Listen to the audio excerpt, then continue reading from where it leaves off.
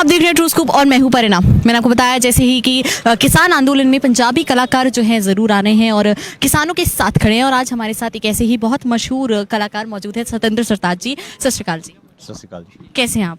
बढ़िया, आप सुनाइए। बढ़िया। सबसे पहला मेरा सवाल ये होगा कि जो आप माहौल दिख रहे हैं उसके बाद आगे आने वाला समय क्या दिखते हैं?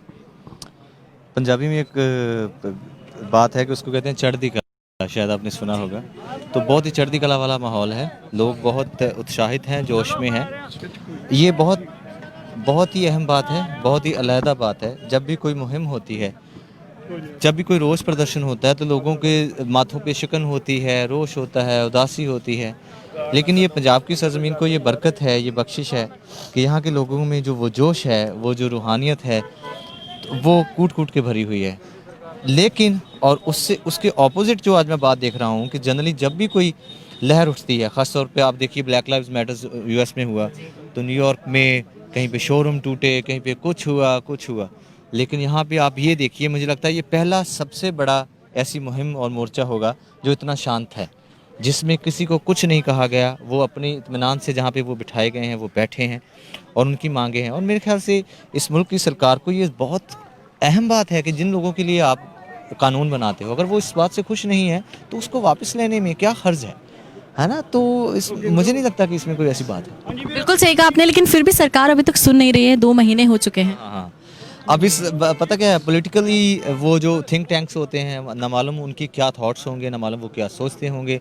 वो यही सोच रहे होंगे कि शायद ये इनके लिए अच्छा है, लेकिन जिनके लिए आप अच्छा कर रहे हैं अगर आप उनको अच्छा नहीं लग रहा है, जाहिर सी बात है कि आप वो अच्छा ही ना करो। और वो भी सिर्फ एक किसान नहीं या एक स्टेट से नहीं, बल्कि अलग अलग स्टेट से हैं और अब तो साउथ से भी किसान आ चुके हैं, राइट? तो मेरा अगला सवाल आपसे ये होगा कि जैसे कि मैंने स्टार्टिंग में ही बोला कि कलाकार आ रहे हैं, सपोर्ट कर रहे हैं, लेकिन वो सपोर्ट कहीं ना कहीं बॉलीवुड से आज भी नहीं मिलता है देखने को। सो डू यू थिंक कि बॉलीवुड स्टार्स को आगे आना चाहिए?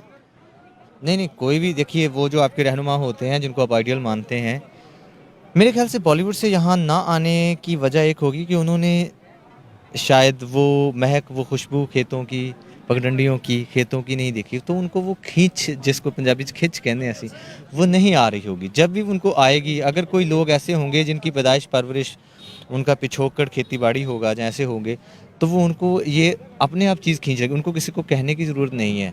जब भी वो अवेलेबल होंगे, अगर वो हिंदुस्तान में है, जाहिर सी बात है हर एक लोगों के अपने स्केड्यूल्स होते हैं, वो उनको करने ही पड़ते हैं। उसमें बहुत सारे, अगर फिल्म इंडस्ट्री में आप हैं तो हज़ारों लोग उसमें इन्वॉल्व होते हैं। अब एक स्टार अगर यूनिट छोड़ के आएगा तो वो काम भी ख़राब होता है। हम उसको इस बुरा नहीं कहते हैं, लेकिन मैं कहता हूँ कि वो आवाज़ दिल से आए, ना कि किसी प्रेशर से आए।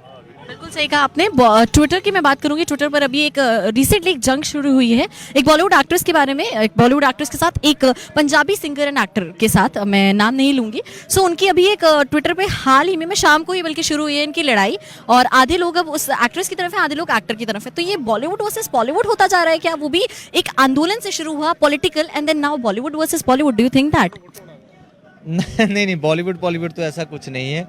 ये सिर्फ मैंने लगता है कि जहनीत की गल है। जिन लोगों के अंदर अभी भी दिल है, वो लोग जहाँ से पैदा हुए हैं, अगर वो ये सोचते हैं कि यही लोग हैं जिनसे हम लोग बने हैं, तो वो बहुत ही डिसग्रेसफुल चीज़ है मेरे ख्याल से। जो भी उन्होंने, जैसे आपने कहा कि आप नाम नहीं लेना चाहते, जाहिर सी बात है मुझे भी नहीं लेना चाहिए, है ना? आपका यही प्रोटोकॉल होगा। नहीं, आप ले सकते हैं। तो अभी मैंने एक गीत आते आते जैसे बना था कि वो पंजाबी में है कि आ देख कलावां चढ़दियां ने खुमार दे कलमे पढ़दियां ने ना इन्नी छेती हरना नहीं तेरा जबर जालमा, ओ तेरा जबर जालमा जरना नहीं साडे मूरे तामावां खड़दियां ने आ दे कलावां। सो मेरे ख्याल से उस बात का कुछ ना कुछ इससे राब्ता होगा। ये जो हमारी माएँ बहनें हैं, वो अपने घर का चूल्हा चौका छोड़ के, ये एक आसान बात नहीं है। चाहे आप इसको, ये हमारे पंजाब की खूबी है कि हम लोग जहाँ भी जाते हैं खुशी से जाते हैं, शान और शौकत से जाते हैं, जोश से रहते हैं। लेकिन ये हरगिज़ बात नहीं है कि ये आसान है। आप सड़कों पे सो रहे हैं, आप कहाँ पे, मतलब कोरोना वायरस का टाइम है इस वक्त, आपको कहीं लग रहा है कि कोरोना ला के कोने दिल्ली पहुंच गए, बड़ी गल है। सो ये इनको सलाम करना चाहिए आपको, मुकम्मल मुल्क को। जो लोग किसानी से रब्ता नहीं भी रखते, जो लोग शहरों से हैं, जिनकी पैदाइश परवरिश सारा कुछ, जिनको खेतों का पता ही नहीं है कुछ भी, मेरे ख्याल से वो लोग भी इसमें शामिल हो रहे हैं, वो भी समझ रहे हैं। तो इसमें बॉलीवुड का ऐसा कुछ नहीं है। अगर आप में कुछ भी थोड़ी सी, वो कहते हैं ना कि दिल में एक चीज़ हो अपने लोगों के लिए, जिन लोगों ने आपको बनाया है, तो मेरे ख्याल से दैट्स वेरी डिस्ग्रेसफुल। अब यहाँ पर हम देख रहे हैं कि किसान जो हैं अलग अलग जगह से आए हैं और वो भी बहुत रिजिड हैं, वो कह रहे हैं वो नहीं जाने वाले। सरकार ने भी 2 दिन पहले ही प्रधानमंत्री मोदी ने बोला कि कानून वो नहीं बदलने वाले हैं, ठीक है, और आज अभी भी मीटिंग जो है चल रही है। क्या लगता है कि सरकार कब तक झुक जाएगी? क्योंकि जैसे किसान को मैं देख रही हूँ, किसानों को हम यहाँ पर देख रहे हैं, वो नहीं हटने वाले।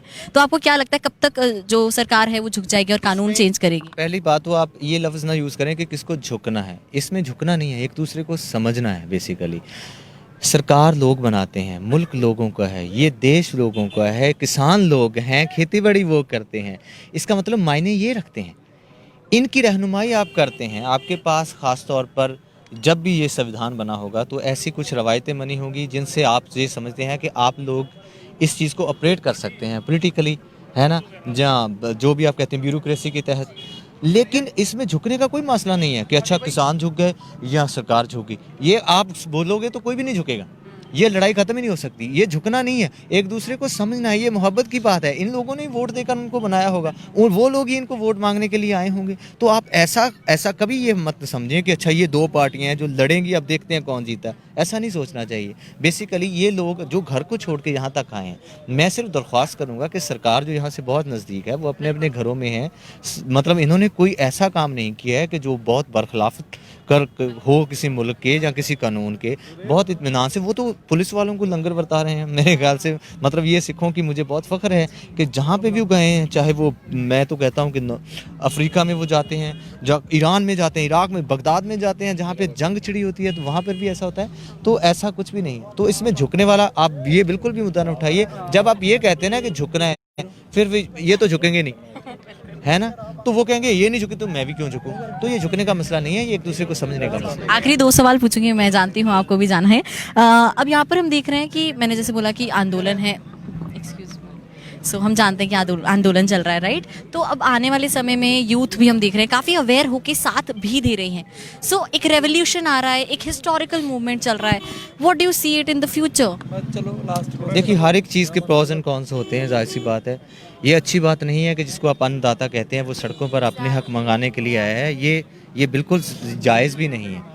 लेकिन बावजूद इसके हम लोग ये मतलब कि शो नहीं कर रहे हैं कि अच्छा हम दुखी हैं, अच्छा हम ये हैं। हम लोग बहुत इत्मीनान से, बहुत खुशी से, बहुत जोश से आपकी क्या कहते हैं कि सरहदों पे आए हैं ये मांगने के लिए कि यार जो हक है वो हमें दिया जाए और देना चाहिए। ऑपरेशन इसका कभी भी सोल्यूशन नहीं हो सकता। अगर आप कहेंगे कि अच्छा आर्मी आ जाएगी, वह ना प्रेशन होगा या प्रेशर होगा, वो कभी अपने मुल्कों में ऐसा कभी हुआ है? मैं तो कहता हूँ कि गैर मुल्क पे भी ऐसा नहीं होना चाहिए। अगर आप अपने मुल्क पे आर्मी चढ़ाएंगे तो इससे बुरी बात क्या हो सकती है। अच्छी बात यह है, ख़ास तौर पर मैं अब जिस सूबे का रहनुमाई करता हूँ पंजाब की, मुझसे जब भी मैं प्रदेश जाता हूँ, ख़ासतौर पर नॉर्दर्न अमेरिका में, कनाडा में, ऑस्ट्रेलिया में, बहुत मीडिया क्वेश्चन करता है कि अच्छा यार पंजाब तो नशे आ गए हैं, लोग पता नहीं चिट्टा कहते हैं पंजाब में, अच्छा बिक रहा है, यूथ गिर गया है, बीमार हो गया है, उसकी नसों में जान नहीं रही। अब देखिए यहाँ पे आके मेरे ख्याल से 1 लाख से ऊपर ट्रैक्टर ट्रॉली से और करोड़ के ऊपर लोग होंगे। मेरे ख्याल से हिंदुस्तान की सबसे बड़ी मुहिम होगी ये। और ये सारा यूथ है जो बुज़ुर्गों के साथ खड़े हैं, उनकी माएँ साथ आई हैं। तो आप एक सूबे को ऐसे बदनाम नहीं करना चाहिए, जो मैं कभी भी किसी भी हालत में ना तो मानता था, ना मानता हूँ, ना मानूंगा। चाहे नशा हो, मैं चलिए माना कि कहीं बिकता हो, तो आप क्या ग्लोरीफाई करोगे? आपके घर में जब बीमारी होती है आप ये कहते हो छत पे चढ़ के अच्छा हमारे कैंसर हो गया है, ऐसा तो नहीं कहते ना। आप उसकी इलाज करते हो, ठीक है, कहीं थोड़ा बहुत होगा तो उसको जायज़ तरीके से हम ठीक कर लेंगे। हमारा नौजवान पढ़ा लिखा है, वो समझते हैं। जब आपको उसको कुछ और अच्छा लालच देंगे तो वो नशा छोड़ देगा। तो इसकी अच्छाई ये है कि पहली बार ऐसा हुआ है कि आप देखिए राजस्थान, मध्य प्रदेश, उत्तर प्रदेश, यूपी, मैं भी कह रहा हूँ पंजाब, हरियाणा, ये स्टेट्स, और आपने कहा साउथ से भी लोग आए हैं, तो इससे बेहतर क्या सकता है कि एक यूनिटी आप दिखा रहे हो किसानी की। ये जो हरा रंग उन्होंने मुझे पहनाया आज, मुझे इसका बहुत फ़ख्र है क्योंकि मैं भी एक किसान का बेटा हूँ। सो मेरे को भी आज मतलब आज हम देखते हैं और आज देश जहाँ जिस स्थिति पे खड़ा है, बहुत हैरानी होती है कि हमारे देश के अन्नदाताओं के साथ ऐसा व्यवहार किया जा रहा है। आखिरी सवाल, आप अपनी कलम से कई अच्छे मुद्दों के बारे में लिखते हैं, कुछ 4 लाइनें आप इसके बारे में कहना चाहेंगे?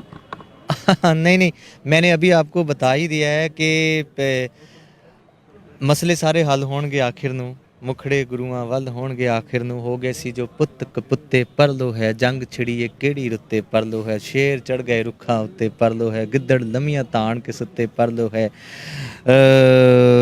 ਰੁਕਣੇ ਕਦਮ ਨਹੀਂ ਰੁਕਣੇ ਰੋਕ ਲਗਾ ਕੇ ਵੇਖ ਲਵੋ ਅੰਨ ਦੇ ਦਾਤੇ ਹੁਣ ਅਜ਼ਮਾ ਕੇ ਵੇਖ ਲਵੋ ਸੜਕਾਂ ਤੇ ਨੇ ਟੋਏ ਪੁੱਟੇ ਪਰਲੋ ਹੈ ਜੰਗ ਛਿੜੀਏ ਕਿਹੜੀ ਰੁੱਤੇ ਪਰਲੋ क्या बात है, बहुत बहुत धन्यवाद हमारे साथ जुड़ने के लिए।